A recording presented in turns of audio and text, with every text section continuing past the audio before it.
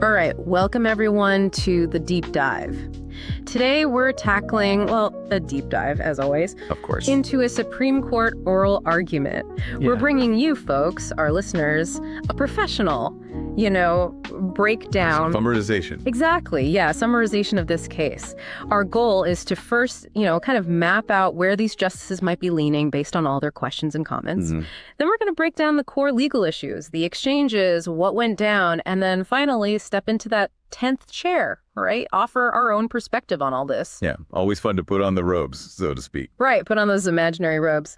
So from the arguments, the heart of the matter really seems to be whether the Manhattan Neighborhood Network, MNN, yeah, when they're running those public access channels, the ones you see on cable. Right.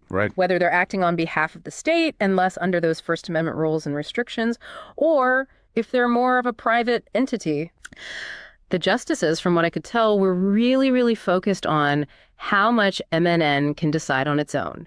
How much control the city or state has over what goes on those channels. Yeah, and that gets to the core of this state action doctrine, right? Where do we draw the line between a private entity and when that entity becomes so entangled with the government that it's basically acting on the government's behalf? So let's unpack this, step by step. The lawyers for the petitioners, and I'm assuming that's MNN here. Briefly, yeah. Really hammered home that they have the power to curate the content, even produce their own shows, and they kept referencing this grant agreement as like the smoking gun. Right. But on the flip side, you have the respondents, those seeking access to the channels, who are saying, no, it's strictly first come, first served, no picking and choosing. And that's a major point of contention. Yeah. Because if it's truly first come, first served, it suggests a much more neutral platform, less control for MNN, which could potentially strengthen their argument that they're not acting on the state's behalf. Justice Ginsburg jumped right on that, asking basically, is MNN just carrying out a city or state policy of like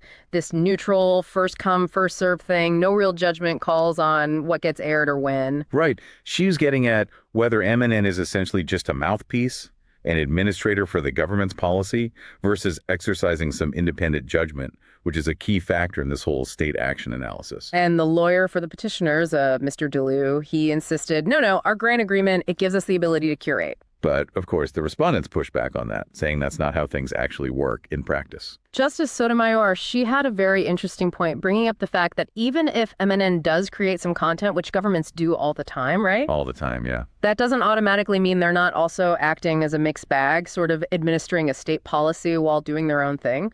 And she was really zeroing in on whether MNN has that power to make decisions about content, and even more importantly, if they're being neutral about viewpoints when they decide where to put shows on those cable lines. Right, those cable lines are ultimately controlled by the state, so that adds another layer of complexity to this whole issue of state action. Now, this is where it gets interesting in terms of how the court works. Chief Justice Roberts, he jumps in and he asks if these claims by MNN, this whole we can curate thing, was even disputed in the case so far. Wow. And Mr. DeLue confirmed, yes, it is disputed. Wow. He explained that, yeah, it wasn't in the initial filings. Those are called pleadings in the legal world. But the grant agreement, that document, clearly lays it out. They have the right to curate. Interesting. So you have a disagreement on the basic facts of the case, on what MNN's powers actually are. That's pretty fundamental. Yeah, absolutely. And Justice Breyer, he kind of pressed on that, saying, wait, hold on, these Public Service Commission regulations, they say these channels got to be non-commercial, first come, first served, no discrimination. Right. That's a key part of the regulatory landscape here. It sets the groundwork for how these channels are supposed to operate. And Justice Breyer, he's asking, how does this supposed power to curate, how does that fit with those regulations? Yeah, it seems like there might be some tension there, like, are these things compatible? Mr. DeLue, he maintains, no, our discretion, it's totally in line with both the rules and the grant agreement. But Justice Breyer, he keeps digging, trying to get at the specifics. Yeah, what does this discretion actually look like in practice? And it really got down to brass tacks. Justice Breyer asked if MNN can, decide if a show goes on Channel 14 versus Channel 16. Wow, really specific. Mr. DeLue admitted, no, we don't pre-screen the videos, and it is first come, first served to get on air. Okay, so that limits their control somewhat. It's not like they're reviewing every piece of content before it airs and deciding what makes the cut. Then Justice Breyer shifted gears to, the structure of MNN's board.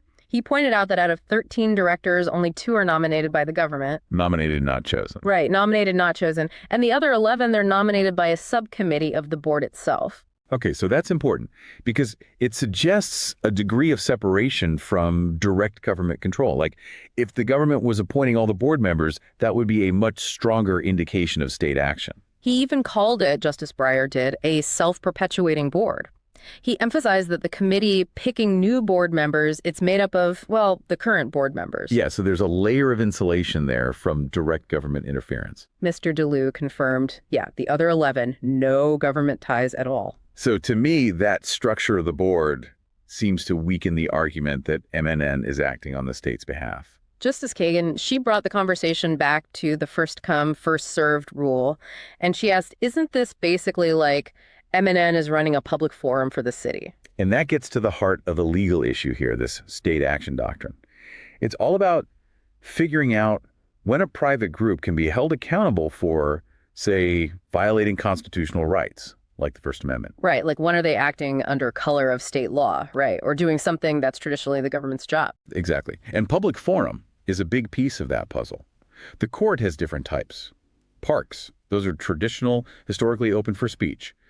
Then you have designated public forums, property the government opens up for certain kinds of speech, and the level of First Amendment protection you get can depend on what type of forum it is. So, Justice Kaygan, she's basically asking, does this first come, first serve thing create a designated public forum, and is MNN just managing it for the city?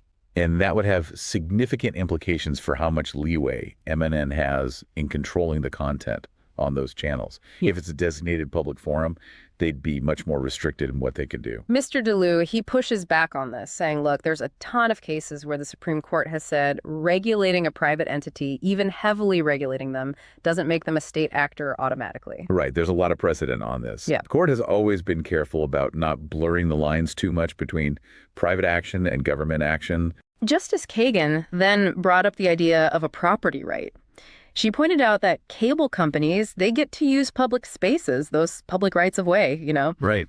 And they get that from the government in exchange for providing these public access channels. So that suggests the government retains some kind of interest in those channels, right? It's not like they're just giving them away for free with no strings attached. But Mr. DeLue countered. He said, look, those agreements, they don't give the city the right to decide what content goes on public access. Unlike, he said, the government and education channels. Where the city does have that control. Exactly. So he's making a distinction between those channels and public access. Like, public access has its own set of rules outlined by state regulations, but it doesn't necessarily require the government to be directly involved in running it. Justice Alito, he cut to the chase. He asked, look, in everyday terms, who controls these channels? The cable company or the government? And that's a question a lot of people are probably asking. Who's really calling the shots here? Mr. DeLue said very clearly, the cable company. But Justice Alito pushed back on that. Right. Pointing out that it was the government that decided these channels should be for public access in the first place. Right, and they don't have control over what gets aired. You could feel the skepticism in the room. Yeah, Justice Alito seemed pretty unconvinced by that answer. Like, he was really probing to see if Mr. DeLue would budge on this. Then Justice Sotomayor chimed in with this analogy. She compared it to railroads. They own the tracks, but the government can still regulate who gets to use them, right? It's a good analogy because it highlights the fact that physical ownership doesn't automatically equal complete control, especially when it comes to something like public access. She argued that the government is, in a way, controlling how those cables are used, specifically for public speech. Which goes back to the whole state action question, right? It's about the government's involvement in shaping how these channels are used for expression. Chief Justice Roberts, he gave Mr. DeLue another chance to clarify. He asked, who has the final say on these public access channels? Giving him an opportunity to kind of restate his position. And Mr. DeLue just repeated, MNN has control under our agreement. So sticking to his guns there. Justice Alito then throws out this hypothetical. Imagine the city makes a similar deal with MNN, but for Central Park. Ooh, interesting. Would that make MNN a state actor, like in terms of managing speech in the park? So he's trying to test the limits of this public function test. Like, if a private entity takes on a role that's traditionally done by the government, does that automatically make them a state actor? Mr. DeLue, he stressed that the Supreme Court interprets that test very narrowly. Which makes sense because they don't want to accidentally sweep too many private entities under the umbrella of state action. And he said Central Park is owned by the city, which is different from the cable lines that are owned by, the cable company. So he's drawing a line based on ownership. Like who owns the underlying property matters when it comes to determining state action. Justice Kaygan, she wasn't letting him off the hook. She asked, what's the real difference between that park example and these channels? Yeah, good question. Because in both cases, you have a private entity managing a space that's open for public expression. Mr. DeLue, he kept going back to the ownership distinction. Saying that's a key legal difference? Justice Breyer, he was still trying to figure out the practical side of all this. He asked Mr. DeLue how much power MNN really has to organize the content on these channels. Beyond just following that first come, first served rule. And Mr. DeLue, he admitted, well, we do have some organizational authority, like grouping similar shows or scheduling certain things for different times. So he's acknowledging they have some level of control, but not necessarily the kind of control where they're censoring individual speakers or viewpoints. Mr. DeLue then argued, look, even if we don't have a ton of control over the content, that doesn't automatically make us a state actor. He brought up cases with private companies that are super regulated by the government, but they're still considered private. So he's building on that earlier point about regulation not necessarily equaling state action. Just because the government sets some rules, it doesn't mean the private entity is automatically doing the government's bidding. Justice Sotomayor countered that, yeah, but those cases, they didn't have the government saying, this is a public forum. Right. That's a crucial distinction. Because when the government specifically designates something as a public forum, it changes the legal landscape. It suggests the government intends for that space to be open for expression, which raises the stakes when it comes to First Amendment concerns. Mr. DeLue then tried to separate, the everyday use of the term public forum versus the legal definition of a public forum. With all the constitutional baggage that comes with it. Exactly. Justice Sotomayor then made another analogy.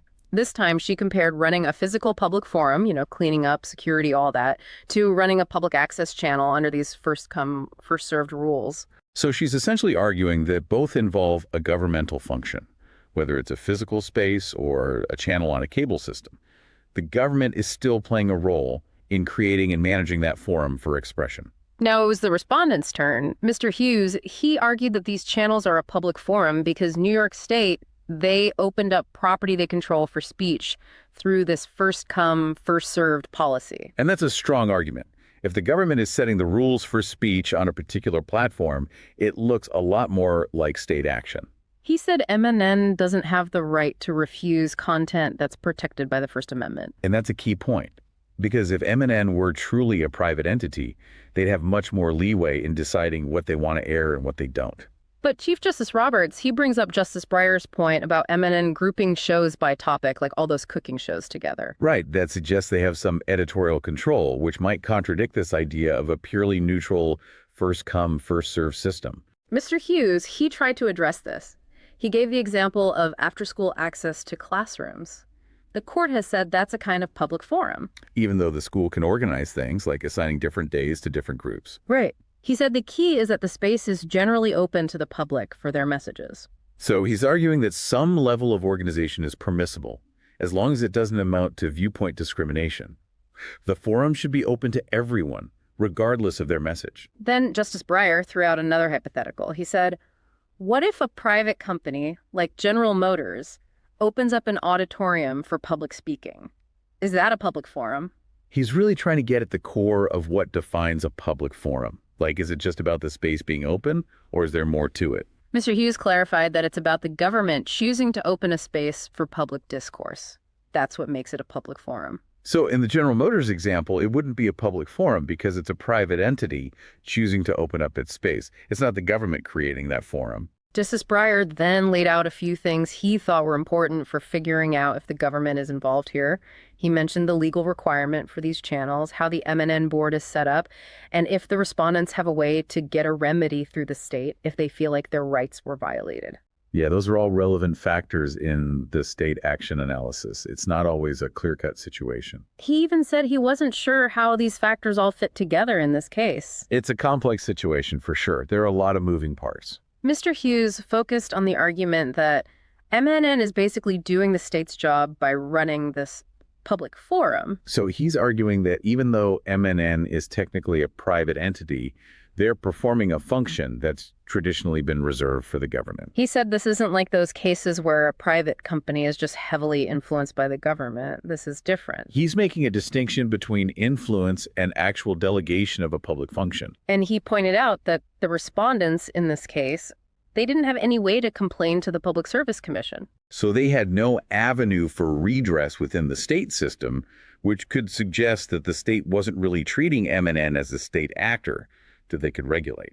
Justice Kavanaugh asked a big one. He said, how does running a public access channel count as one of those traditional government functions that only the state usually does? Right. That's a key question, because the public function test is all about identifying those core functions that have historically been the exclusive domain of the government. Mr. Hughes said this function requires the state to hand over some of its authority, and it comes with First Amendment responsibilities. So he's arguing that the state is essentially delegating its responsibility to uphold the First Amendment to MNN. Justice Kaygan asked if the respondent's whole argument depends on the court saying the government still has some ownership of the cable system. Like, does the government need to retain some kind of property interest for the respondent's argument to work? Mr. Hughes said, well, government control definitely helps our argument.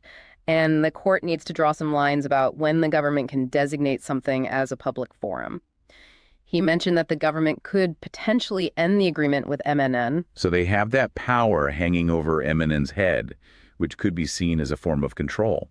And he pointed out that the state and city, they decided to create these channels in the first place, and they were involved in those negotiations with the cable companies. So he's highlighting the government's initial role in setting up this whole system. It wasn't something that just organically emerged from the private sector. Justice Breyer, he went back to his earlier hypothetical. What if MNN did have the power to choose which programs to air? So he's revisiting that idea of editorial discretion and how that might change things. Mr. Hughes said, well, then it probably wouldn't be a public forum. Which makes sense, because if MNN had that level of control, they wouldn't be obligated to air everyone's speech. They could pick and choose based on their own preferences, which wouldn't be consistent with a true public forum. Justice Breyer then started talking about, the bigger picture of the First Amendment, promoting different viewpoints, and how that balances with this strict first-come, first-served model.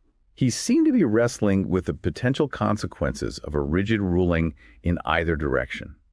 Like, if they rule in favor of MNN, does that give too much power to private entities to control public discourse? But if they rule against MNN, does that discourage the creation of these kinds of platforms for public access? Mr. Hughes said states and local governments have the ultimate say in whether to create a system like this, with all the First Amendment stuff that comes along with it. So he's acknowledging that there's a trade-off here. Yeah. If governments want to create these spaces for public expression, they have to accept certain limitations on their control. Justice Alito asked a clarifying question about editorial discretion. He said, would that be considered government speech itself? That's a key distinction, because government speech has a different set of rules than speech in a public forum. The government has more leeway to control its own message than it does to control the messages of private citizens in a public forum. Mr. Hughes explained, if a private entity is running the channels and they have that discretion, it's a private forum. If the state is running it with that discretion, it's government speech. But neither of those situations would automatically create a public forum. Mr. Hughes then circled back to the importance of that state law, the one that requires first come or first served access, and he emphasized that it's written right into those agreements with the cable companies. So he's arguing that it's not just a vague policy preference, it's an actual legal requirement that's binding on MNN. He said the basic idea is if you want to speak and your content isn't banned for specific reasons, you have a right to use this forum. Which gets to the heart of what a public forum is all about. It's about ensuring that everyone has an equal opportunity to speak, regardless of their viewpoint. Justice Kaygan brought up the property interest again. She asked about how much of a say the government has in what goes on these channels, considering they have some stake in the cable system itself. Right. It's that lingering question of how much control the government retains, even if they're not directly managing the channels. Mr. Hughes maintained that the city, through its rules and agreements, set up the speech rules, including that first come, first served rule. So he's arguing that even if MNN has some day-to-day control, the city ultimately sets the parameters for how those channels are used for expression. And Chief Justice Roberts, he pointed out what seems like a big disagreement in the case. What does first come, first served actually mean here? Yeah, that's a crucial detail, because the interpretation of that phrase could have a big impact on how the court decides the case. Mr. Hughes, he explained it means general access. He said it's like a public park where the city might delegate some management but still keeps those general access rules and bans discrimination based on viewpoint. So he's drawing a parallel to a more traditional type of public forum, where the government sets the basic rules of access and ensures that the space is open to everyone. Justice Kavanaugh, he expressed some worry about saying private property is a public forum when the government doesn't have total control. Yeah, that's a legitimate concern. The court has been cautious about expanding the definition of public forum too broadly because it could potentially infringe on private property rights. And Mr. Hughes argued, no, this property is controlled by the government, through those regulations and those agreements. So he's essentially saying that the government's control over the cable system is sufficient to make those public access channels a public forum. And that was it. The arguments wrapped up. Both sides laid out their cases about state action and whether these channels are a public function. And it seems like the justices are really grappling with this. It's a tough case with a lot of nuances. Putting on my 10th chair hat for a second. All right, let's hear your take. I think this needs a really careful approach, right? That first come, first served policy that definitely points towards trying to create a space for lots of public expression, like a classic public forum. But MNN does have some power to organize things, even if they can't censor individual content. Yeah, that complicates things for sure. That makes it harder to just say, boom, they're a state actor, and hold them to the strictest standards of the First Amendment in every single decision they make. Right. It's not that simple. And the government, they do have some influence through those agreements and how the board is set up, even if it's limited. So you can't just ignore that influence either. It's a factor that needs to be weighed. I think a key question for the court is, what happens to free speech in the real world? If we say groups like MNM are totally state actors, would these channels even exist anymore? That's a valid point. It's important to consider the practical consequences of a ruling like that. But if we say they're totally private, does that open the door for discrimination based on viewpoints? Right, that's the other side of the coin. Yeah. You don't want to create a situation where these channels become echo chambers for certain viewpoints while others are excluded. Maybe the best path is to focus on making sure there's viewpoint neutrality within how things work now, regardless of whether they're strictly a state actor or not. Yeah, finding that balance is crucial, ensuring that these channels are open to a diverse range of perspectives, while also respecting the legitimate interests of the entities that operate them. So that was a deep dive into a very complicated Supreme Court case, all about public access and the First Amendment. We broke down those arguments, those questions from the justices, tried to get to the heart of it. Yeah, it was a good workout for the legal brains, for sure. What stood out to you, our listeners? Do you have a better grasp now of the difference between a public forum in the everyday sense versus one that has all those constitutional protections? It's a tricky distinction, but an important one. This case really shows how much public discourse is changing and the roles of the folks who make it happen. Yeah, it raises a lot of important questions about who controls the platforms where we express ourselves and how we ensure that those platforms are fair and open to everyone. We encourage you, keep thinking about this, maybe even look into some of the legal cases around state action and the different types of public forums if you're really interested. There's a lot to explore there for sure. Thanks for joining us on The Deep Dive. See you next time.